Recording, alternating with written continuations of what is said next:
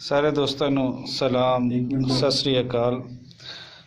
दोस्तों इस टाइम असी मौजूद हाँ बड़ी पाक पवित्र थां गुरुद्वारा जन्म स्थान ननकाना साहब असी अज आए हैं और साडे नाल हैं कल्याण सिंह जी। कल्याण सिंह जी पंजाबी दे प्रोफैसर हैं, जीसी कॉलेज दे विच पढ़ाते हैं और इन्हां दे नाल होण दा असीं इन्हां तो डिटेल बाकी लैने ताकि सारे दोस्तों नूं पता चलता रहे। कल्याण जी सानू को थोड़ा जिहा दसो बाबा जी दे स्थान दे बारे। बिल्कुल जी, पंजाब दी तारीख दे विच जिवें कहा जाता है कि ये धरती हमेशा पीरा फकीरां गुरुआं अवतारां दी रही है और इस महान अवतार का ये जन्म स्थान है जिन्हों नानकाना यानी ननकाना साहब आखते हैं। सो इस ननकाना साहब दे विच असी इस वेले उस महान पवित्र स्थान गुरुद्वारा श्री जन्म स्थान विखे विराजमान हैं। सो इस वेले जिहड़ा है ये पालकी दी जे आपां नज़र मारीए तां ये वो इतिहासिक पालकी है जिहड़ी कि पंजवें पातशाह छेवें पातशाह उन्होंने इस पवित्र स्थान की उसारी की और ये उसारी उन्होंने चौखंडी रूप विच की।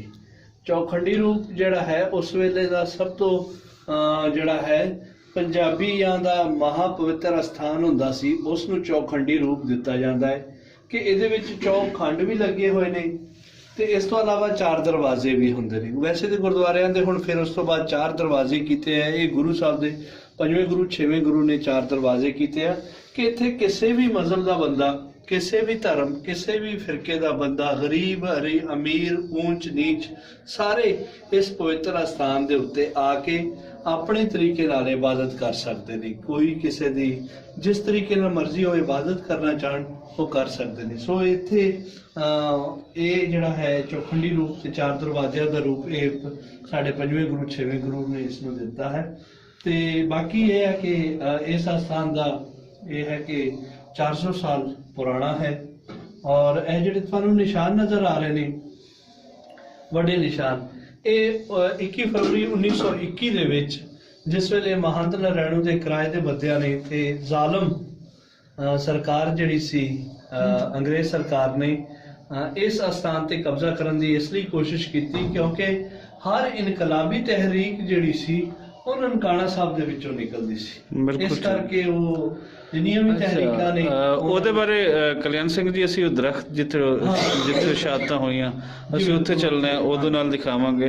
ਹੁਣ ਸਾਡੇ ਵੇਖਣ ਵਾਲਿਆਂ ਨੂੰ ਨਾ ਇਹ ਜਿਹੜੇ ਨਿਸ਼ਾਨ ਹਨ ਇਹਨਾਂ ਦੇ ਬਾਰੇ ਕੋਈ ਚਾਨਣ ਪਾਵੋ ਦੱਸੋ। ਬਿਲਕੁਲ ਜੀ ਸਤਨਾਮ ਉਸ ਦਾ ਨਾਮ ਸੱਚਾ ਹੈ ਵਾਹਿਗੁਰੂ यानी खुदा ताला ਦਾ ਨਾਮ ਸੱਚਾ ਹੈ। ਇਹ ਲਿਖਿਆ ਹੋਇਆ ਇਹਦੇ ਨਾਲ ਸ੍ਰੀ ਸਾਹਿਬਾਂ ਮੌਜੂਦ ਨੇ ਇਤਿਹਾਸਕ तौर ਤੇ ਸ੍ਰੀ ਸਾਹਿਬ ਨੇ और इस तो अलावा जिहड़ा है साडे खंडा का निशान मौजूद है वो खंडा है 2 धारी तलवार के मेरी पीरी की तलवार जिहड़ा है हमेशा पंजाबियां नूं मेरी पीरी छेवें गुरु की देन है कि असी पीरी भी रखांगे अपने कोल ते मेरी भी रखांगे यानी दोवें चीज़ां जिहड़ियां ने साडे कोल होणगियां साडे कोल फकीरी भी होएगी ते साडे कोल तलवार भी होएगी।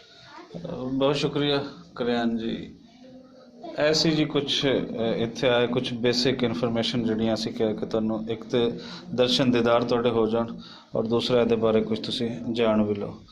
तो हुण असीं अगे वधदे हां बाकी जिहड़ियां हन असीं इत्थों कुछ होर तुहाडे जिहड़ी जानकारी वो तुहानूं कुछ ऐसी वीडियोज़ असीं बनाउने ਉਹਦੇ बारे भी देंदे। ऐसा मतलब तुसीं की कहंदे हो चौर साहब जिहड़ा है ये उस वेले ना जिन्नी भी